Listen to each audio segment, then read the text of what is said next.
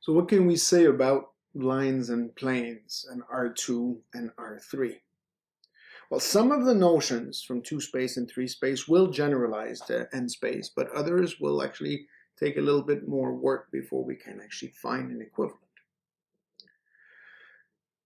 Main challenge here is we'd like to work out exactly what is a reasonable counterpart to a line or to a plane in n-space. Right? It's not obvious what that should be.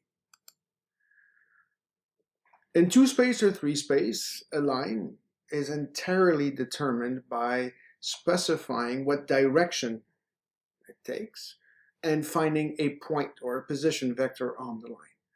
It so happens that this is also the case in n-space. Right?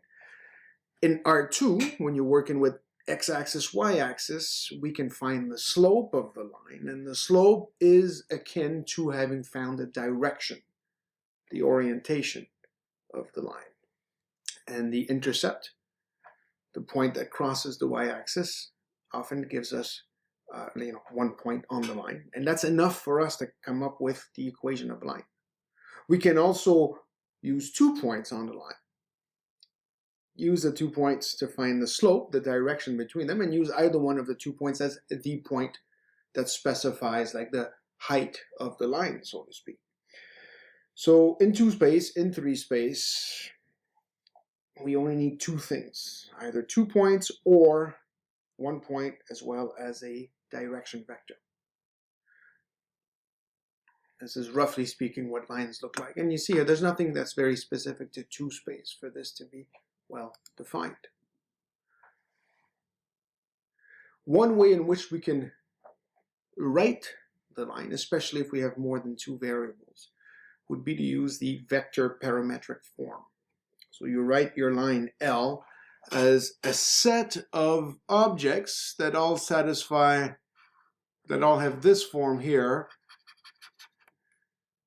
where one of the parameters is restricted to belong to the real number. So D and V naught, V0, these are fixed points, fixed vector. V0 is a point, which we also view as a vector, and D is a direction vector. And T is a free-ranging parameter. It's allowed to take all the values in R. Well, you get a different point on the line depending on the value of T. All the points on the line correspond to a specific value of T. So what we have here is an infinite collection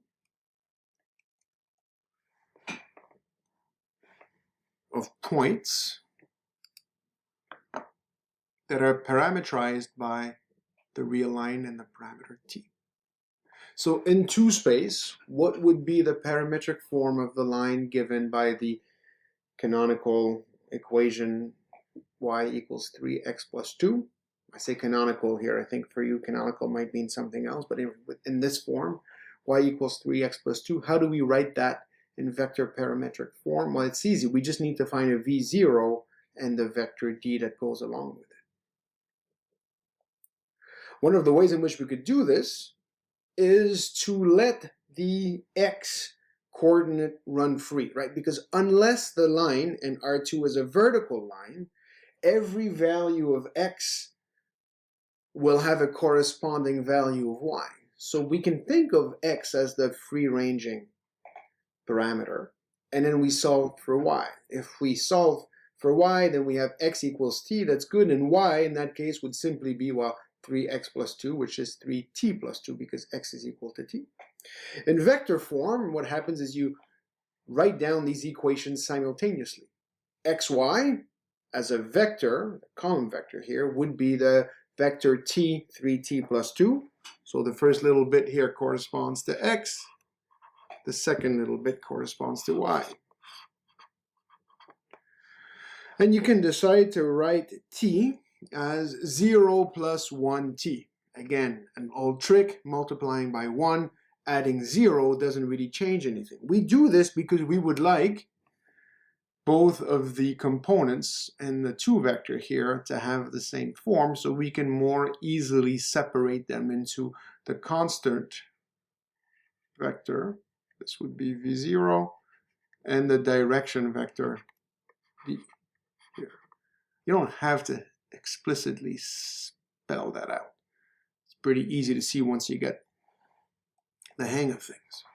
So what would the line look like? It would be the set of all of the points in R2. I haven't explicitly written it here, but I should mention this. All of these points would be found inside of R2. It's not all of R2 because there are points not on the line, but all of these points in R2, and they are given as 0, 2 plus t times 1, 3, where t is allowed to take any real value. So t, for instance, could take on the value 0, in which case you would have the point 0, 2 on the line. T could take on the value minus 3, in which case you would have the point 0 minus 3 and 2 minus 9, whatever that would be, minus 7. So minus 3 minus 7 would be on the line. That's how you decide or determine the line. This is not the only way to write this. You could pick any other point on the line, not necessarily 0, 2. We just said that minus 3, minus 7 is on that line. That is also the equation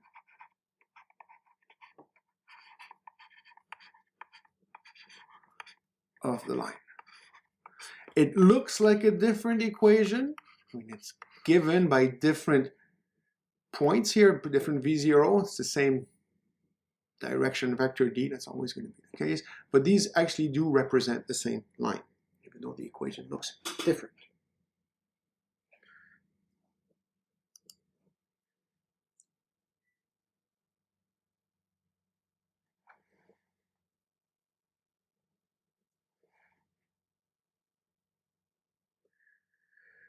Now, I'm going to go through the same problem here. And I just told you that the direction vector always has to be the same. That the point v0 can change. It doesn't look like that to you because they're written using the same notation, but these two things don't represent the same kinds of entity. 0, 2 here represents a point, and 1, 3 represents a vector. Even though a point can be seen as the end line or the arrow bit of an arrow, the head of the arrow, they're not quite the same thing, right? So we can actually also write the equation of the line using a different direction vector, right? We know, for instance, that the point 0, 2 is on the line, and if we replaced t by the right value, we would actually find that minus 2 over 3, 0 is also on the line. So if I subtract these 2 points, right? If I subtract 0, 2 and minus, or if I subtract minus 2/3 0 from 0, 2, I'm going to get this vector right here. And this vector is a direction vector that's actually parallel to the direction vector of the line. Now, if you actually place 2/3 and 2 on the actual plane starting at 0, you'd get this one. But again, that's the same setup. They're parallel to one another, parallel to the line that goes right about here, right? So there are many ways to obtain direction vectors. They're the same in the sense that they're parallel to one another, but they could be different in the sense that the numbers that are used to describe them are not the same. In a sense, this is a scaling of the direction vector from before. Again, this line here, this equation represents the same line. The equation describing the object may not be unique, but the object itself is unique. That's sort of a main takeaway. This is a good thing for us. The fact that there are many different ways to describe the same object is a bit of a boon in mathematics. It allows us to approach problems from different angles. Sometimes the natural way to approach it is a little bit more complicated, and there might be a less natural way to approach it where whatever computation we have to do ends up being easier to do in the long run. That's good for us. We like this. We often end up denoting the parameters by T or S or R. Very often they have the same letter. When we're just looking at one description, it doesn't really matter what we've actually called the parameter. When you're comparing different lines, though, you have to use different variables to represent the parameters so that you remember that you're looking at different objects. If you're interested, for instance, in trying to find out if the lines L and L prime intersect, well, you want to find out if there's a point that's on both lines. Right? You want to find out if there's an XY, which would be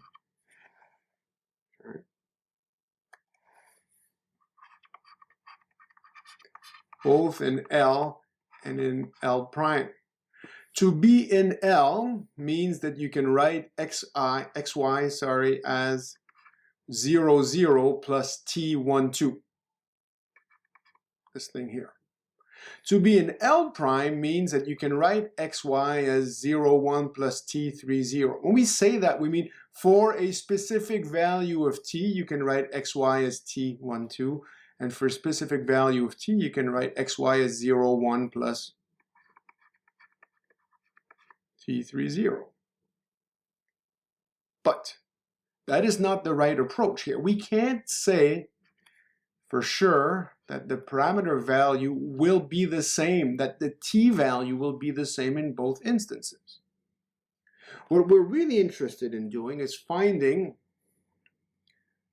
a parameter S and a parameter T such that the choice of T for the point in the first line and the choice of S for the point in the second line give you a compatible set of equations, that you can find a parameter T and a parameter S that will give you a point in each of these lines, right? In a sense, what this is telling you is that this expression here, where I replace the T by an S, is exactly the same. A rose by any other name would smell just as sweet.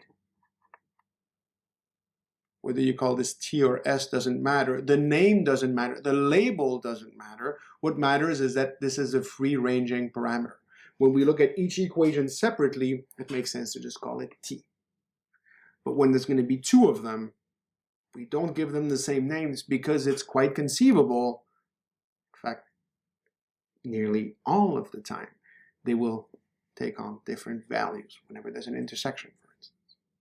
So you want to find parameters S and T such that T 1, 2, XY is an L, will be the same as 0, 1 plus S 3, 0, meaning that it's on L prime.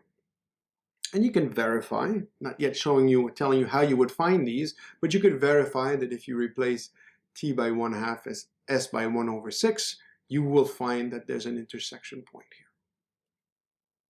I tell you the point of intersection is 1/2, or 1/2, 1, I should say. What happens? Well, I actually replace T equals T by 1/2 in here, and I replace S by 1/6 in here, and in both instances I got the same point, 1/2 and 1. These are my coordinates. How do we find T and S? It's not really complicated. I set up the equations, right? Here I have T times 1, and here I have 2 times T. That should be equal to 0 plus 3S, and then I have 1 plus 0S. So the second components give me that 2t is equal to 1, hence t is equal to 1/2. And then from the first component, then t is equal to 3 times s, so s is equal to t divided by 3. So then it's 1/2 divided by 3, which is 1/6.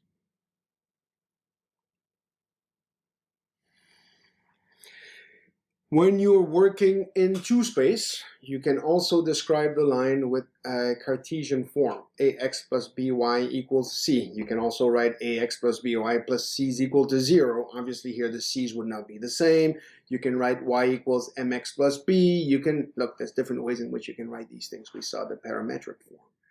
It's not super important. I mean, it's good to know how to go from one way to write it to the other, but I mean itself, they all represent the same line, so it doesn't really matter.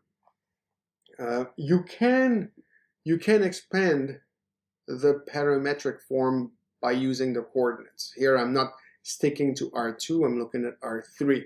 For instance, if I have the point V0, which happens to be on the line ABC, I know that, and the direction vector D is D1, D2, D3, then L, the line of interest, would be the set of all the vectors V, which have three coordinates, x1, x2, x3, which actually are such that the first coordinate is a plus td1, the second one is b plus td2, and the third one is c plus td3. This is exactly the same thing as writing v is equal to v0 plus t times the vector d. It's just now it's been explicitly separated in three equations. Vector notation allows you to sort of simplify the writing of some of these descriptions, some of these equations. One thing I should notice though here is that the t has to be the same in these three descriptions. When I write it in vector form, it is obvious that the t is the same. When they're separated, you might misunderstand what we did here above and say, the t has to be, sometimes it's t1, t2, t. No. In this case, it is the same t. It's the scaling of the direction vector that gives you the direction and a point somewhere on the line.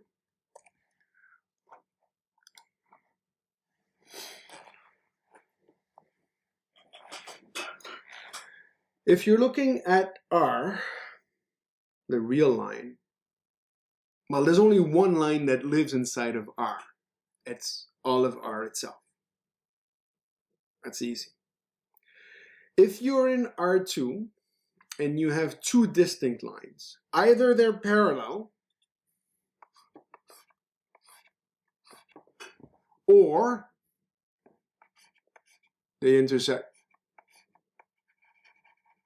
And they will intersect in one point, only one point, at least in our geometry, the geometry of Rn, or R2, such as the case may be. It's conceivable that they'll intersect in infinitely many points, but then, it's the same line. That's just there twice. I'm going to draw it just for sake of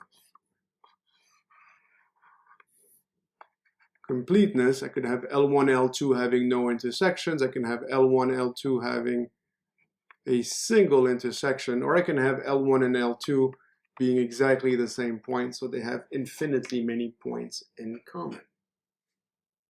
This sort of behavior, where there's no intersection, one intersection, or infinitely many intersections, that is one of the things that is going to generalize to n-space in general, especially when we talk about solving linear systems. In R3, things are a little bit more complicated. You can imagine a setup where two distinct lines are parallel still. I mean, it'd be a bit harder to draw, but let's just try it anyway. Here's one line, and here's another line, and they're in R3 and they never touch. It's conceivable